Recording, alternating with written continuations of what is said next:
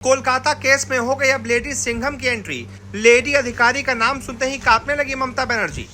कौन है सीमा पाहूजा जो खोलेंगी अब कोलकाता डॉक्टर मर्डर केस का राज, जिसने हाथरस केस को चुटकियों में था सुलझाया। अब उसी अधिकारी को कोलकाता के लिए बुलाया। खुलने वाले हैं कोलकाता कांड के सारे राज। तोते की तरह सच बोलेंगे अब सभी अपराधी। जी, कोलकाता के आरजी कर कॉलेज में जूनियर डॉक्टर के कत्ल की गुत्थी दिन प्रतिदिन उलझती जा रही है।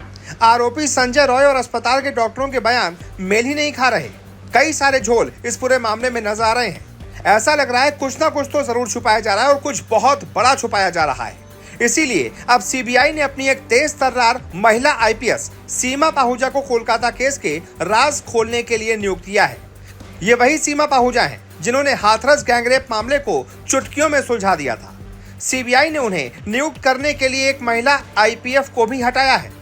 मामले में 3 जांच अधिकारी पहले ही नियुक्त किए जा चुके हैं, जिनमें से 2 महिलाएं हैं। इनमें से एक कोलकाता की रहने वाली हैं और शुरुआत से ही वो पूरे मामले की निगरानी कर रही हैं। यहां तक कि शुरू में ही वो आरजी कर मेडिकल हॉस्पिटल का दौरा भी कर चुकी हैं, जहां डॉक्टर बिटिया के साथ दरिंदगी की गई थी। सीबीआई मामले की तह तक जाना चाहती है, इसीलिए हाथरस कांड से चर्चा में आई सीमा पाहूजा को यह जिम्मेदारी सौंपी गई है।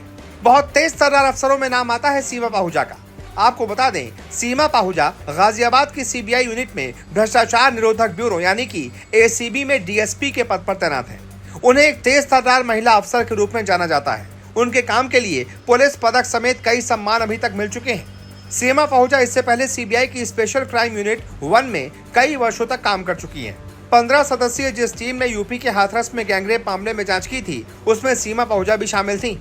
बेहद सख्त और ईमानदार छवि की वजह से उन्हें ऐसे मामलों में जिम्मेदारी दी जाती है जहां मामला उलझा हुआ हो।